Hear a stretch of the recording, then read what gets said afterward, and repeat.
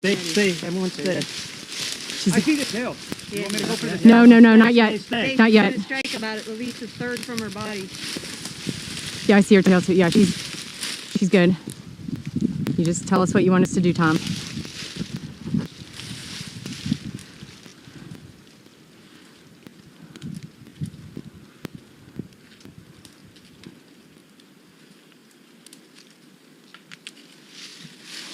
She's moving.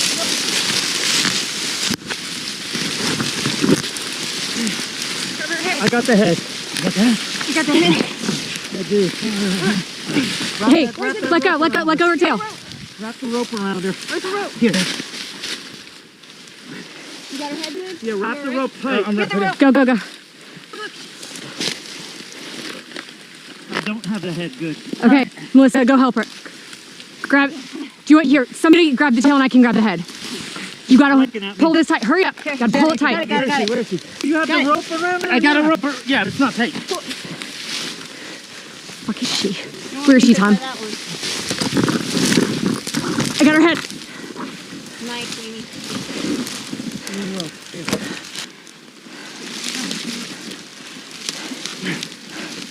Sorry, Amy. I'm getting familiar with you there. All good. Oh, put your elbow down. Okay, got her. Somebody get this elbow off of me. Get her in the white one. Mom, get up. Yeah. I'm getting Amy. She's rolling me. Yeah, I get it. She got her elbow on me. I got her elbow. Put your knee on her. There you go. All right, let's just... Yep. She got me. Are you okay? Yeah. I got some hand sanitizer. Oh. Holy. That was a big snake. Oh, yeah. Oh, one more. I didn't think it'd be like that. Good measure. She might be getting ready to go on her nest. She was pretty fat. Oh, damn, look. Oh, this is kind of cool. I gotta. Oh, yeah. Oh, wow. Here, bring that up on this camera here. Hell yeah. You just said, no, don't bite me. All right, all you hairy men out there that think you're tougher than women, feast your eyes on this. And this woman can give childbirth on top of it. You ain't got nothing on her, hairy macho dude. These women are the best. Hell yeah. Melissa, they wrote a song about her. No, they didn't. They call her Miller. Oh my God.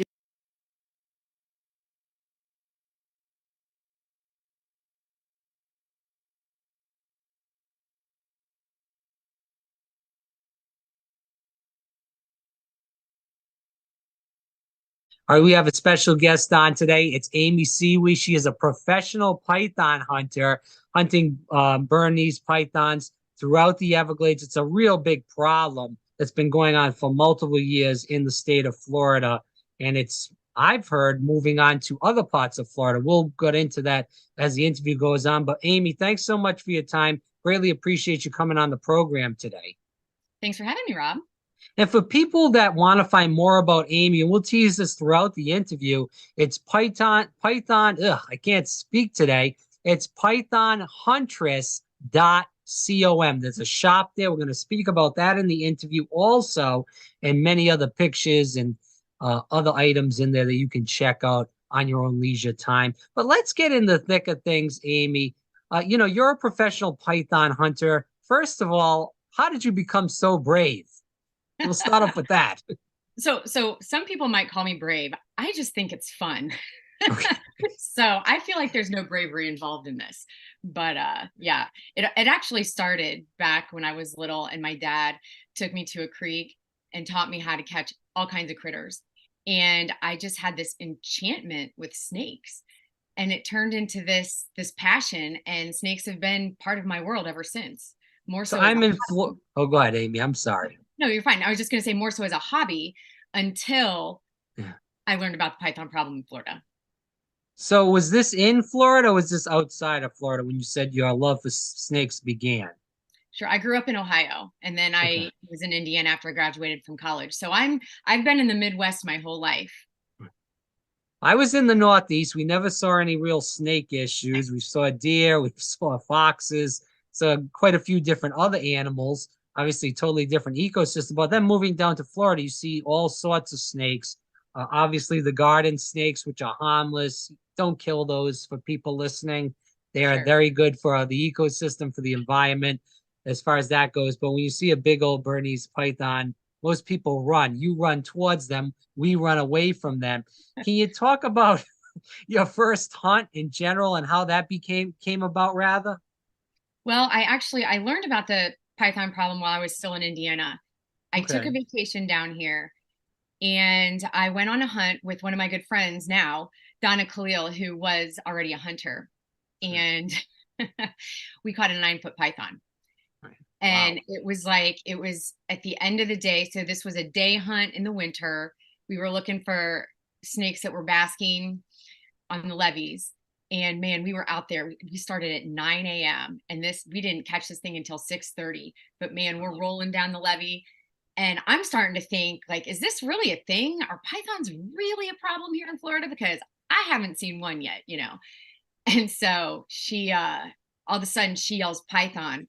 And I'm telling you, it was just like, hallelujah, you know, like one of those awesome moments for me that, oh my gosh, this is real. I'm seeing an actual wild Burmese python. So my fiance Dave, he was on top of the truck and he literally took a picture and he saw the look of pure joy on my face and was like, yep, we're moving to Florida. So, I want to get into this because, this is obviously a huge problem. I know that you've went into, and I've watched a lot of videos on you, and I definitely just type in Amy Siewe on YouTube. She has a YouTube channel. You can check out stuff there. It's Python Huntress, Amy Siewe. You can check that. And the spelling of the last name is Siewe. Check it out on YouTube. A lot of good things there. There's also some stuff that other people filmed and got a view on there.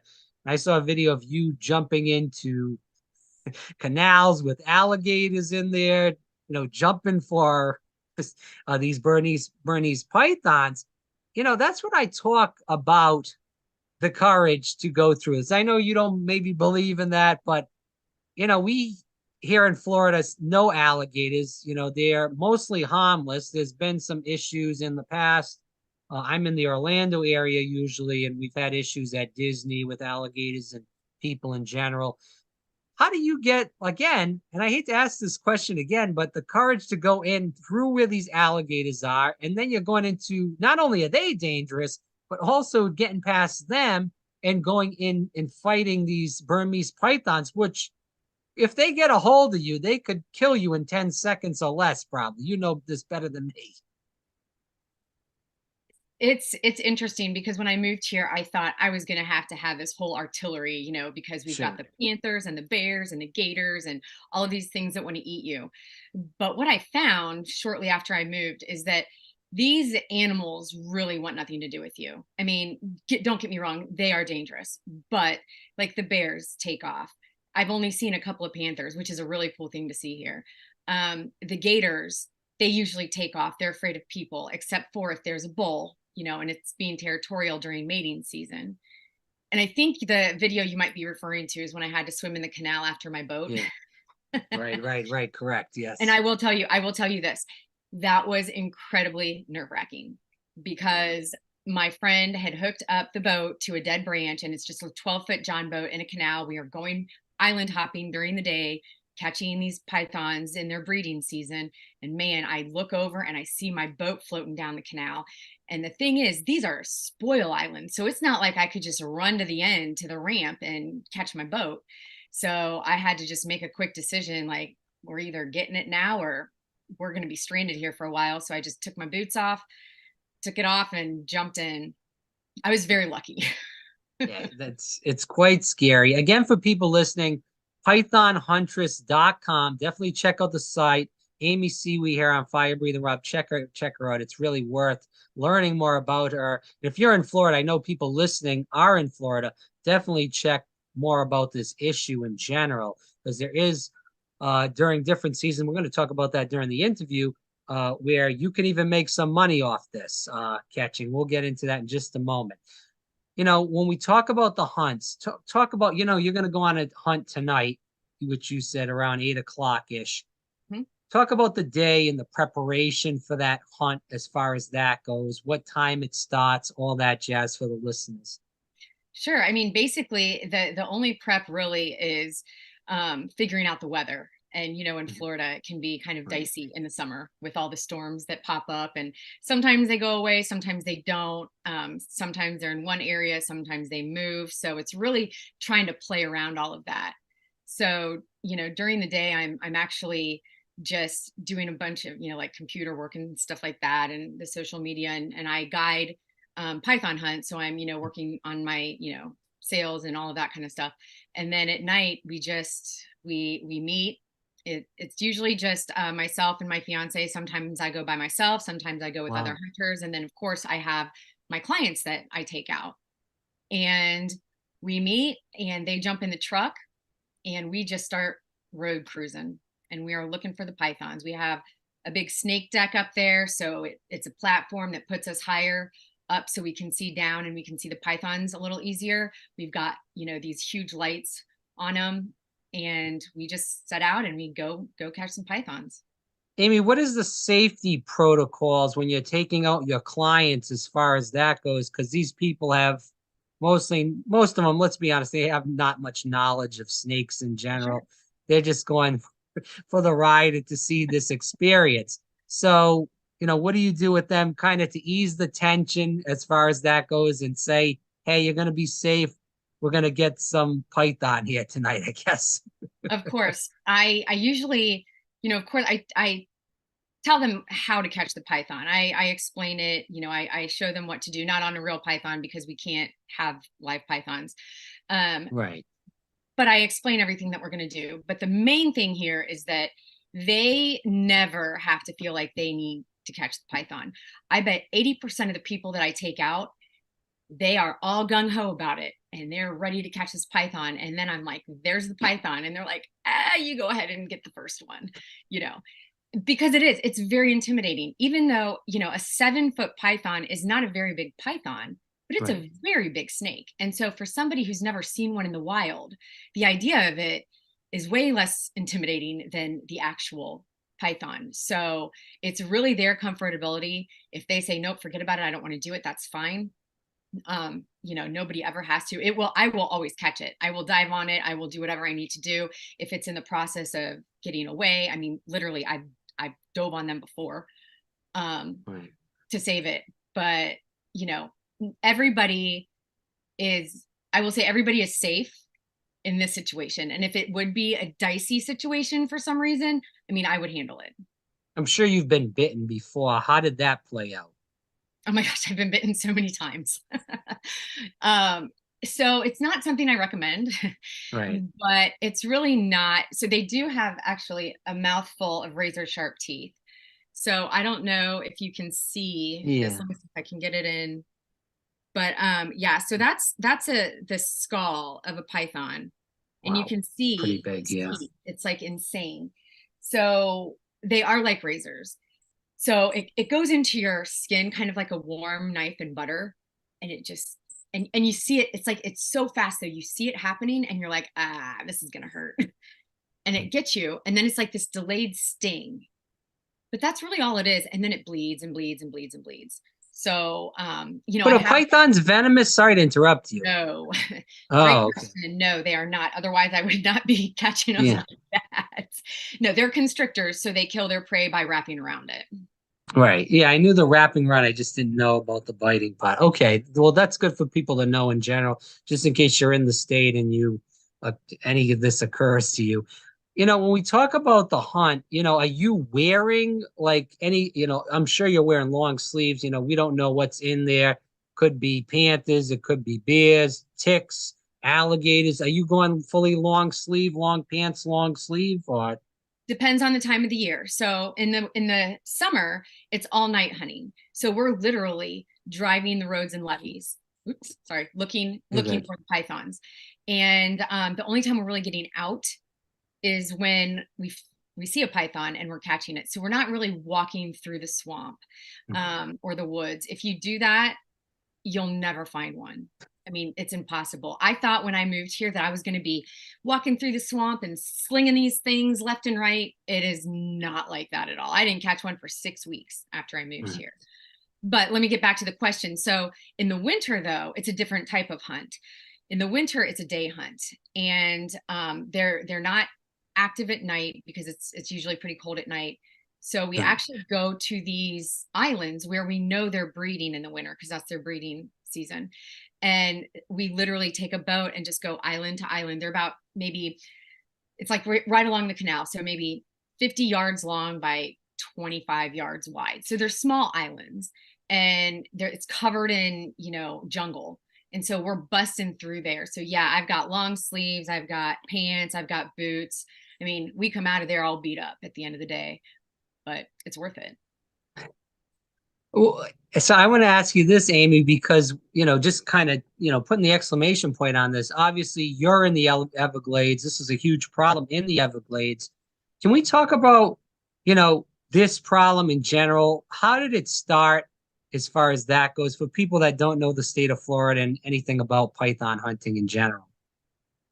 Yes, pythons are an invasive species. Okay, so they are not supposed to be here. They are here because, first of all, the pet industry exploded in the 70s, right? And the exotic pet industry. And so everybody was out buying these big giant snakes, and it was a cool thing to do. So there was a breeding facility near Homestead that in 1992 got blown away by a hurricane. Yeah. And Andrew, right? Yep, exactly. And it basically sent about 900 Burmese pythons into the same general area of the Everglades. Okay, so that is the epicenter of this problem. Now, there's a lot of controversy about, people saying, oh, it was the pets that were released that caused this problem. We never will really truly know. I mean, it's a problem and we got to handle it. But I think that the pets being let go and released were definitely, it has contributed to the problem, but it is not the reason that we're in this situation today. Because now, Rob, it is estimated that there are between 100,000 and 300,000 Burmese pythons out there. The problem with this is that they are the apex predator. They have no predators and they have voracious appetites. So they have eaten 98% of the mammals in parts of the Everglades. That's a big problem. So you've been hunting for a while in Florida. Have you seen the difference as far as these pythons just wiping out species left and right? It's interesting that you asked me that because I have only been here for 4 years.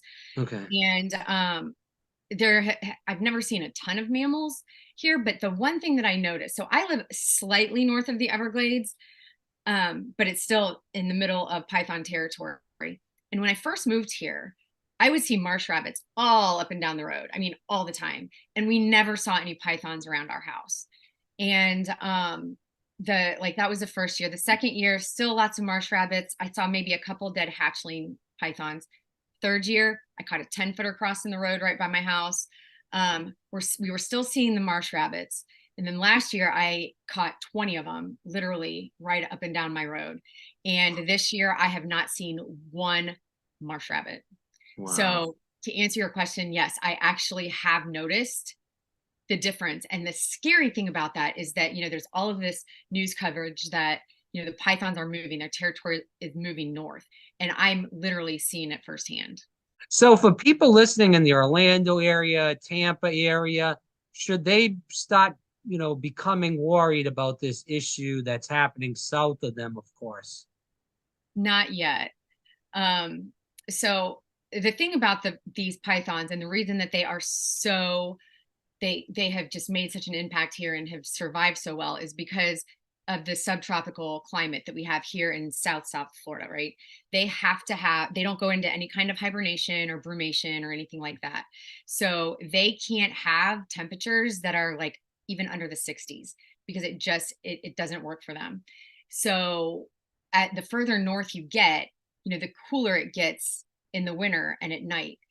So there's going to be a threshold somewhere, and it's not over the years that maybe the pythons will adapt. They are very adaptable. Maybe they will go into some kind of a brumation or hibernation. It's not going to be for a while, but they'll never ever be able to cross that freeze line wherever that is, you know. So Wait, so hold even on. getting Just that, I got to interrupt you there. So you're saying that they can adapt eventually to the weather pattern? I'm saying that there's a good possibility that they could. Wow, that's pretty scary if that happens. It is. It would take a while. Again, you know, they're tropical animals, but they are now there was a study done, and a python can live for 1 year in salt water. That's insane, with no access to fresh water. You know, correcting this problem, how is the, you know, how can, I guess I'll frame it this way. How do we correct this problem besides, you know, obviously what you're doing and a lot of these people that are hunting, and I know there's been governors in the past, even before Governor DeSantis, that put this Florida hunt, and it's been going on for years upon years on end. We'll talk about that in just a second if you could tap on that. But besides that, how do we correct this problem? Is there even a way to correct it besides these hunts? We will never eradicate the pythons. They are here to stay. They're absolutely here to stay. And there's all kinds of research being done right now between the state agencies, the universities, and private agencies, trying to figure out a better way than just hunting, taking one out at a time to get rid of these things. But right now, hunting is the most effective. And the thing is, it takes 12 hours to catch one python. That's what the average is. So it's a lot of time out there. And just to catch one python, you know. So I hope that we can figure it out.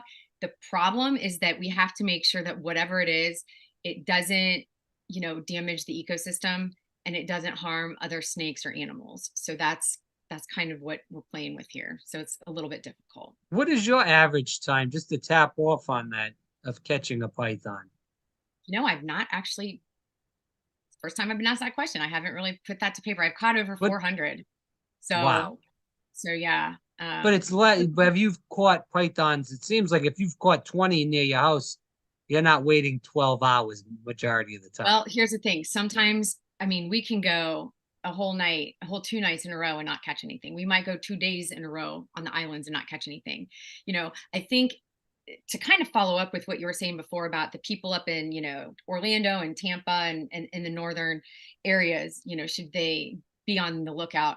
Here's the thing about these pythons. They are so difficult to find. They are so cryptic, and they don't like to be exposed. When they are on the move, they are trying to, you know, be and keep themselves hidden. And they spend 85% of their time not moving. So it makes it so difficult for us to find. And there's 3.5 million acres that is mainly inaccessible to humans where they live. So it's just, even the ones in Naples, I mean, we've got the track for some of the scout snakes. They're coming up in people's backyards and they'll never see them. Wow. So what are the keys when you're hunting, when you look for these pythons? What are you looking for? Because they really have that camouflage, as you stated. They do. We're looking for, their eyes don't shine at night, unfortunately, but their body has a sheen to it. So we're looking for that shine from the light. We're looking for the pattern through the grasses. And I wish I had it to pull up now, but that 17-footer that I caught, yeah, I literally saw a little bit of her pattern through the grass, and I had no idea how big she was. And then I followed it to her head and I about died. It's like, holy cow. So that's what we're looking for. And I'm telling you, I bet 40 people drove past that snake and didn't even know it was there. Again, for people listening, it's pythonhuntress.com. Amy Siewe here on Fire Breathing Rob. Let's talk about this. Biggest python you've caught is 17, right then? 17.3, yep. Okay, so we'll blow past that question then, since you just answered that. Scariest experience you had on a hunt? I mean, honestly, the scariest was catching my boat, going after my boat. Okay. That was the most. I mean, I've been wrapped before. I've been bitten a million times. You know, I've stuck my hands down into the sawgrass blindly, knowing there was a snake there because I saw it, but you can't see through the sawgrass. So I just went down there to hopefully I could catch something. And I got it. I mean, I didn't know what part it was, but I got it. So there've been a lot of things, but I just do them. They're just like instinctive. It's a challenge. It's fun for me. This person, and I don't know what your answer will be to this, but they're asking, when you catch the snake, what happens after you catch it? Sure. So we do all catches live for a number of reasons. I don't know if you want me to get into that now, but Yeah, go ahead. okay, so we do have to euthanize them. There's no other way. We have Yeah. to kill the pythons, and we have to do it on the spot because in Florida, you're not allowed to transport a live python. Okay, but we have to follow the American Veterinary Association guidelines for humane euthanasia, and it's located on their website. So I actually use a bolt gun. So once we contain the snake and we have it in the bag, then we pull the head out, and then I'm holding the head, and then somebody else will bolt, or vice versa, and then the snake is dispatched, and then we put it in the truck. So that's what we do. But the reason that we don't just shoot them, a lot of people say, why don't you just shoot them with a gun when you see them, like a deer or something? Well, the majority of these pythons that we find are on main roads, so you can't discharge a firearm on a main road anyway. But these pythons are incredibly resilient, and when they have this little tiny brain, and if you don't get the brain, python will live. I have found pythons with 22s in their head because they miss the brain. They're just fine. When you have a python that is really mad and wants to go, there's no way you're gonna. I mean, you might shoot it, but you're not gonna kill it. So that's why it's really important for us to make sure we get these pythons and then dispatch them. So if you hit the python, it goes in, just tapping off on you've seen them with bullets in their bodies. Yep. So when you shoot it, do you delay it at all, or how does this play out? Because you're saying that you saw one with 2 bullets in their head. Oh, because it missed nothing. the brain. So when I use I use a captive bolt gun. So it's like a piston. It's like that goes down, like comes out of and goes into the brain and comes back up into the gun. So it's not a bullet that I'm using, but it goes right into. I can center it right around the brain, so it goes right into the brain, and the snake is done. Right, but what I'm saying is, for people that aren't, I don't know if the right word would be educated, but we'll use that word right now. As far as python hunting, they're not educated as you are, and they just go in there and start shooting pythons instead of doing the correct way like you are doing it, Amy. What would happen with, if you hit the bullet with and as far as that with the python, does it delay them? Does it really have not much of an effect if you don't? It won't really have an impact. They'll keep going. These things. Wow. Yeah, I mean, they'll just go. I've seen them. They've been run over before. I mean, I've seen a car run over it and it keeps going. Now, that's not to say that it won't die eventually, because of the internal injuries. But I mean, it's impressive. They just go. They don't stop. I saw one get clipped in the head by a car because it was coming out onto the road, and I'm waiting for the car to go by, but it kept coming out. Car clips it. I'm like, this was before we had to kill them. This was on the spot. We used to have to take them to FWC and they would do it. So I had to keep this thing live overnight, and I felt really bad because I wanted to put it out of its misery, but I had no way of doing it. This was way back in the beginning. And the next morning, this thing was fine, biting at me, just like nothing happened. I'm like, I saw this thing get run over by a car. So you had to keep these pythons with you until FWC was open? Florida Fish and Wildlife. I was a hired contractor for the state, okay. Right? The state hired me. So I was, I wasn't part of the public. So yeah, I did. In the very beginning of the program, we had to take all the snakes live, actually over to Davie, and they would dispatch them over there. Jeez, that's crazy. So what is going on with that program now? Let's just go into the last 2 audience questions. And how has that program grown since you started 4 years ago? Sure. Well, I'm no longer actually with the program. I just branched off in January to start my own guiding business. Yeah, right. Right. But so that program, there's 100 contractors, paid contractors, and they get paid by the hour. And then they also get paid by the snake. So it's like $50 for the first 4 feet and then $25 a foot after that. But let me put it to you this way. As one of the top hunters in the state last year, I made under $20,000. Wow. No So wonder. this is, yeah, nobody's getting rich catching pythons, but it is a good program. It wasn't necessarily meant to be, Like a anybody's main job. job, but that's kind of what it's turning into, because the hours that you have to keep are, I need my sleep. I can't do this all night and then go to a 9 to 5 job, So, but I will also mention really fast that the Python Challenge was just announced today.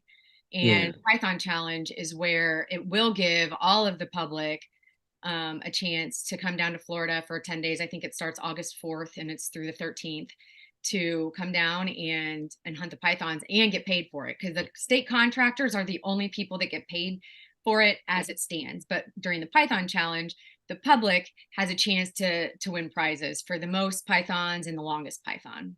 Now you're involved in that, I assume, then? I will be involved, yes. Okay. Yeah. And that's only for 10 days then? And Yep.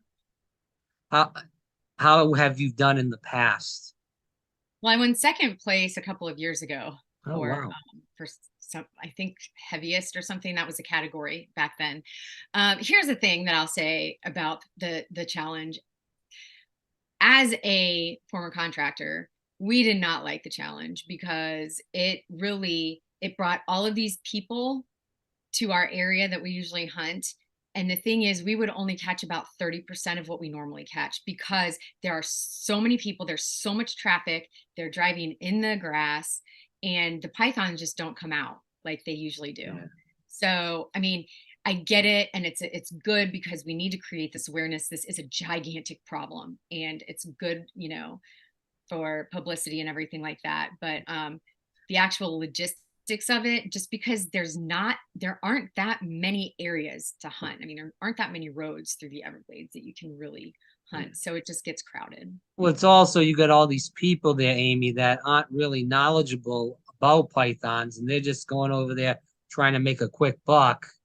And they're screwing everything up for the people that actually, whether it's the contractors or people like you that actually take this seriously, and this is their, life's calling to do this stuff. So Yep, that's you're right. also a big problem too.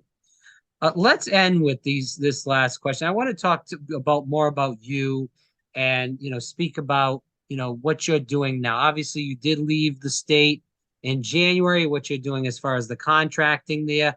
Talk about the guided tours and taking people out on these hunts, because we want to advertise what you're doing also. Sure. No, I appreciate that. And I do want to interject something really fast, because the one question I get a lot is, if you love snakes so much, why the heck do you kill them? And I think that I was, going out to hunt these things and not being afraid of them, knowing a lot about them and wanting to learn. That is what made me such a good asset to this program and to this problem, is because I also have a tremendous respect for the snake, but I also have a tremendous respect for our ecosystem. And I know that we have to get rid of these pythons, right? So, but in that process, I don't want to waste the snake. So, of course I have my, the leather business, but then I also, once I kind of broke off from the state, because I kind of needed to make some money, I love taking people out. I love teaching them about how to do this, about, some people go out there. One guy was deathly afraid of snakes, and he said, I just want to get over my fear. Okay, dude, Oh, that's wow. awesome. Let's do it. So I get to be out there with these people that love to be out there, whether we catch or not. They've learned a ton about not only the pythons, but the Everglades and the area, and what's really going on with this, because there's so many rumors, and like, you've cleared a lot of things up. So that's what I love to do with this guiding. Well, Amy, I want you to keep going more about, the shop and what you're doing with that. But a lot of people, anybody that, first of all, that's saying about killing the snakes, I mean, you just, addressed it in general, but I want to address it too, because these people are mostly, I would think, they're not from Florida, or if they are from Florida, they don't know the significance of the problem down here and how dangerous these animals are. I saw them eat alligators. I saw them eat many deer, all kinds of animals. We could go right down the list from top to bottom. So these people are not educated. I'm not trying to be mean and disrespectful to them, but they are not educated on the issue there. But talk about that as far as the shop. You just kind of tapped onto it a little bit in just your answer earlier. about what you do. And, we want to tell the people that are listening about that also. Sure. I hate the fact that we have to do this, and I really want to use as much of the python as possible. So I started skinning them, and they make beautiful leather. Beautiful leather. There's some skins back there. I've got some skins hanging over here. I make actually the only Apple Watch band in the world made from invasive python skin, and I've got bracelets. So it's just kind of a good way that we can let their beauty continue on, because they are gorgeous animals. It is not their fault that they're here. It is so sad that we have to do this, but we do. There is no other option. Right. And thank you for addressing that. Again, for people listening, pythonhuntress.com, Python Huntress Amy Siewe on YouTube. Definitely check her out as far as that goes. We talked about a lot, Amy, in this interview. As far as ending it on a positive, good point, what do you hope that people learn from our interview today the most?